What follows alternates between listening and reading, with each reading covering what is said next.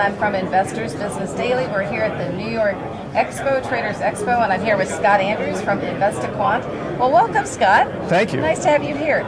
Okay, kind of an interesting day, couple of days we've had here in the market, to say the least. Tell folks about some interesting opportunities, interesting strategies.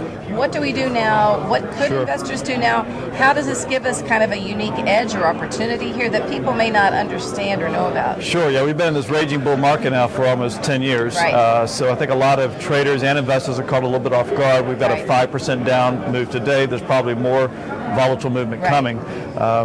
I don't know that we've moved into a bear market territory. I think a lot of people would say we would. I don't really worry about defining the market that way, but we are below the 200-day moving average in most of the major indices.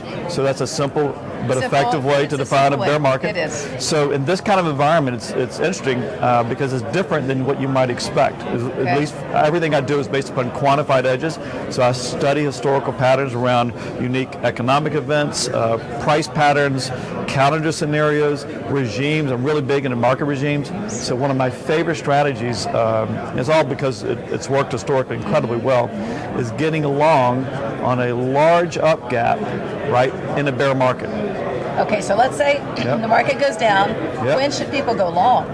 Well, so typically, and this is, I'm not giving a recommendation here, but a typical edge that I would trade, or any of our clients would trade, or the traders that trade our style would trade, would be in a bear market, wait for these large up gaps. Right? So you've been selling, and then you get a large up gap. That becomes a trigger and an opportunity for a trader to make money or lose a lot of money. Because think about it, you get a large up gap in a bear market, there's a lot of folks that believe, hey, this is my opportunity to short. Right.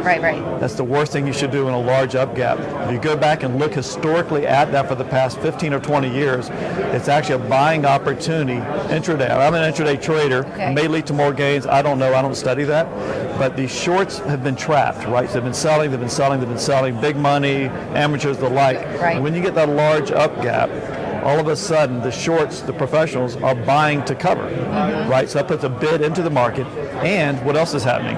You've got new buyers coming in. Hey, everybody wants to get long when you get a good buying opportunity, right? So the double whammy there really creates an interesting bias to the long side. So now when we get this gap up, are we looking for, or in your strategy, are we looking for like a 1% move, a 2% move? Should it be on the S&P and on the NASDAQ and the Dow? Like, are we looking at all three of the indices? Are we looking at the Russell?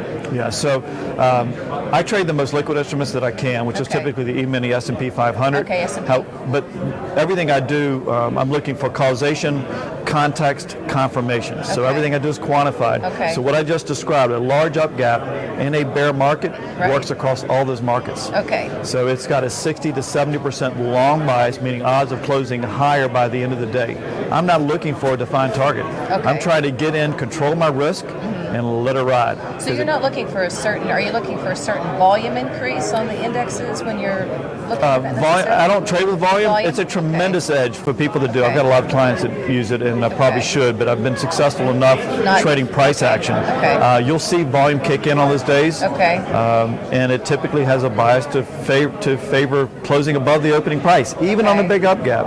The odds favor continuation. So that'll be that big green candlestick you see after a market has been selling off. Well, that's really interesting. So if folks want to learn more, they want to know more about what you do, this is Scott Andrews with InvestaQuant. So tell them your website, make sure to spell it out so they can find you. Yeah, so it's InvestaQuant.com.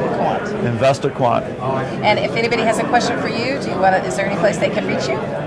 Sure, email me, Scott@InvestaQuant.com. Very good. Okay, Scott, thank you so much. Thank you.